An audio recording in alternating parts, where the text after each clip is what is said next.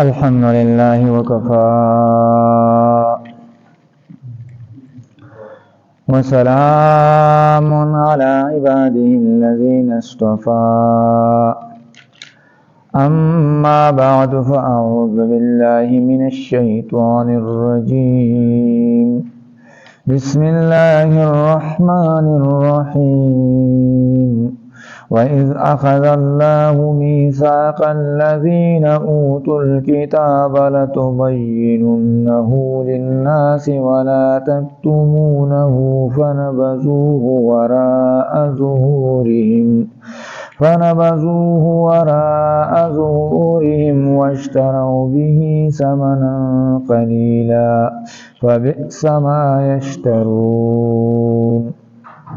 څلورمه سپاره ده سورة آل عمران او یوصل و اتیایم نمبر آیت دی. مخکینو آیاتونو کی اللہ جل شانہ فرمائل چې هر نفس دا به د مرګ ذائقات سکی په د باندې به فنا راځي او بیا به تاسو ته پورا اجرونه د قیامت په ورځ باندې ملاویږي. څوک چې د جهنم نه بچ کړل شو جنت ته داخل شو دا کامیاب شو او د دنیا دا ژوند دا د دوکې سامان دی. په تاسو باندې به امتحانونه راځي، ستاسو په مالونو کې، ستاسو په نفسونو کې، او د دې اهل کتابونو متاسو ډیر زیات د تکلیف خبره اوري او د دې مشرکینو نه نو صبر کوي، صبر وکوي، تقوا به اختیاروي. ځکه دا صبر او تقوا دا د هغه همت د کارونو نه دي. اوس په دې آیت کې يهوديانو ته زجر ذکر کوي. وَإِذْ أَخَذَ اللَّهُ مِيثَاقَ الَّذِينَ هغه وخت چې الله واغستله مضبوطه وعده دا کسانو نه اوتو الکتابه چې دې ته ورکړل شي کتاب یعنی يهود او نصارا لتبيننه خامخا تاسو به بیانوي دې کتاب لره للناس خلقته ولا تكتمونه او تاسو به نه پټوي دې کتاب لره. اگر چې دا دغه يهودو په باره کې نازل شوی خدا عام دی، هر څوک هغه چې کتاب حکم هغه پټي او نه بیانې نو په دې وعید کې دا راځي.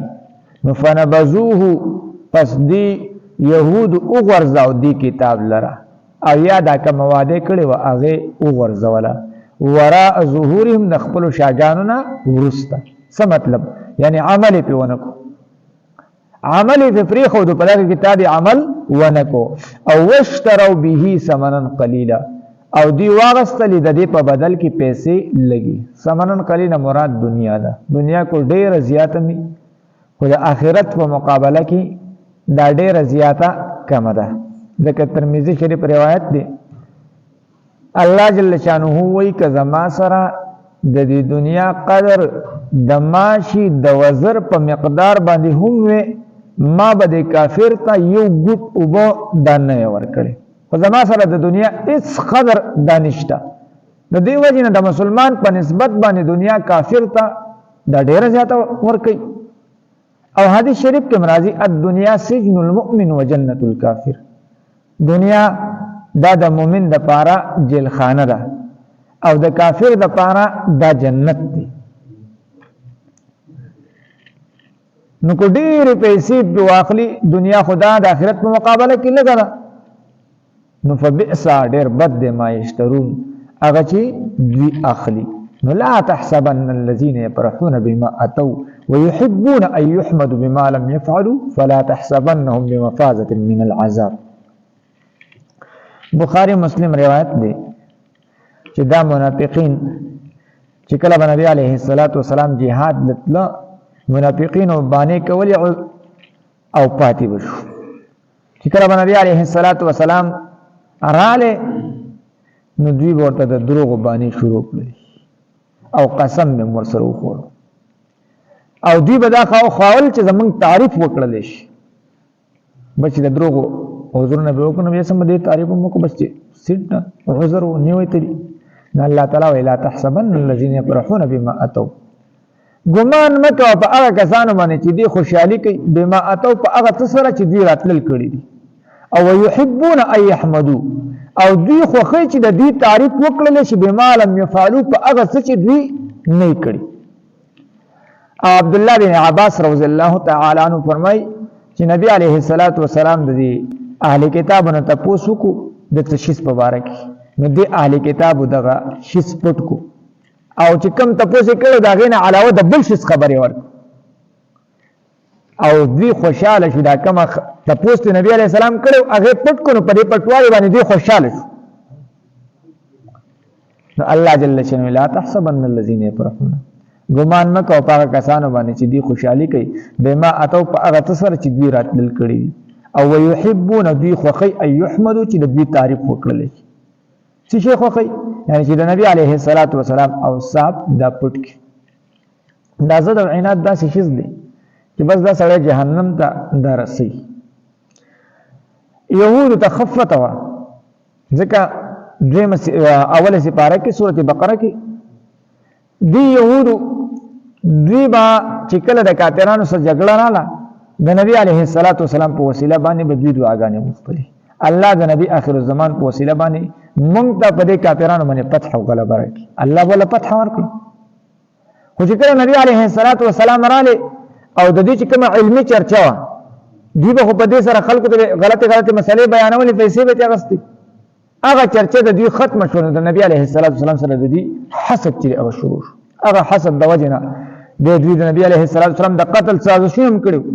زینب نومي وزنانه او خیبر په موقع باندې نبی عليه الصلاه والسلام له دعوت کړو او په بیزه کې تاغي کې ورته زهر چې د اچول وجدا وچدا زد او حسد ابو جهل دا بالکل نبی عليه السلام تسلیماو خو زد راغسته نو دغه شان دي يهودو دا زد راغستلیو نو د نبی عليه السلام دي اوصاب دا به پټول ويحبون ان يحمدوا او دی به خپل ان يحمدوا چې د دې تعریف وکړل شي به معلوم یې په هغه چې دوی نه کړی او یې چې احکام پټول دي يحبون ان يحمدون مراد احکام پټول چې احکام پټ کی او د دې تعریف چې دا وکړل شي.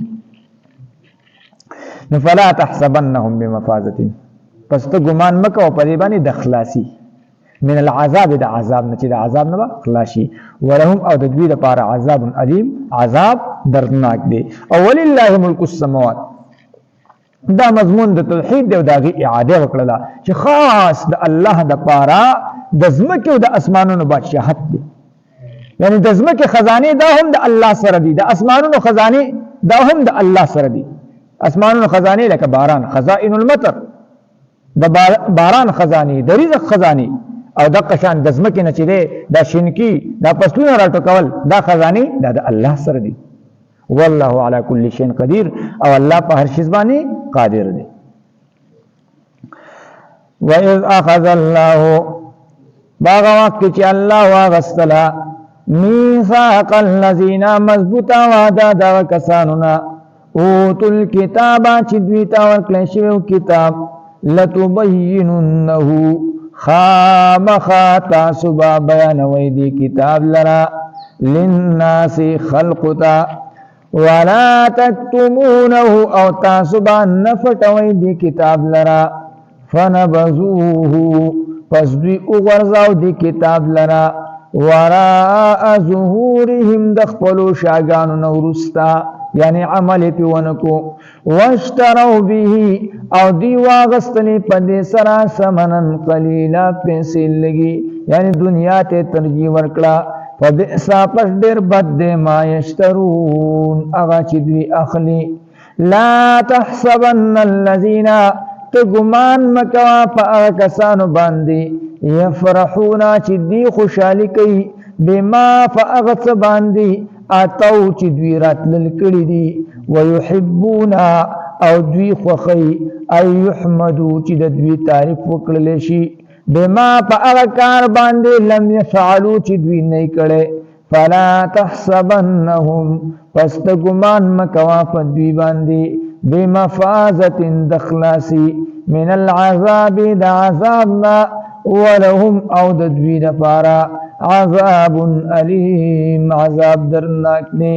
ولله خاص د الله لپاره ملک السماوات والارض دزمکی و داسمانونو بشهدا والله او الله تعالی چې علی کل شیء فرشز باندې قدیر قادر دی.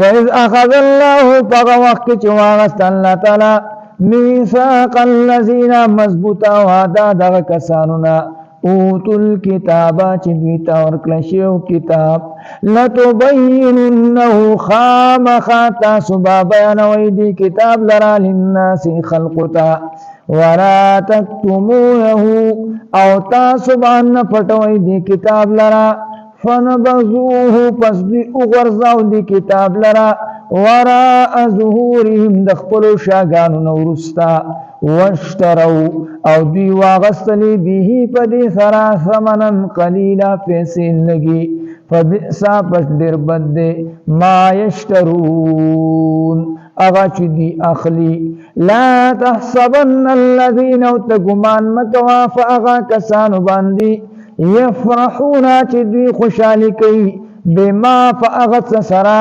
اتو چې دوی راتلل کړي دي ويحبونا او دوی خوخی ای یحمدو چې د دوی تعریف وکړل شي بما فاغ کار باندې لم يفعلوا چې دوی نه کړي فلا تحسبنهم پس ګمان مکوا فدوی باندې بمفازت دخلاصي من العذاب د عذابنا ولهم او د دوی لپاره عذاب الیم عذاب درناک دی. ولله خاص دلنا لپاره ملک السماوات والارض د ځمکې او د اسمانونو بشهدا والله او الله تعالی چې دی على كل شيء فهر شيء باندې قدير قادر دی. واخر دعوانا ان الحمد لله رب العالمين. الله سميع السماع والپریوانی پورا د عمل کولو توفیق راکړي. فلا رضا خپل تعلق خپل محبت را نصیب کړي. دنیا او آخرت خوشحالیان را لراکړي. د غمونو مصیبتونو تکلیفونو نه محفوظ کړي. اے الله د خپل قهر او د خپل غضب او د خپل غصې نه موږ محفوظ کړي. الله د خپل عذابونو نه موږ په امان کړي. اے الله د خیر او د عافیت معامله را سره چې دغه وکړي. الله اخلاص طهارت تقوا را تر نصیب کړي. ستاسو رضا ژوندۍ را تر نصیب کړي. الله زمون کامل مغفرت وکي. الله دا سخت منازل روان دي راته آسان کی. جنت الفردوس کړه اعلی مقامات را کی. جهنم نه محفوظ کی. وصلی الله تعالی علی خیر خلق محمد.